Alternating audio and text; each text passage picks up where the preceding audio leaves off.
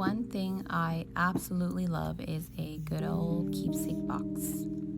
This one I am currently storing some of my original photographs, like from trips to the rose garden and some self portraits, cactus blooms from the desert botanical gardens, and some macro shots, some digital illustrations of myself, some more macro photography, and just other fun stuff that I've been working on throughout the years.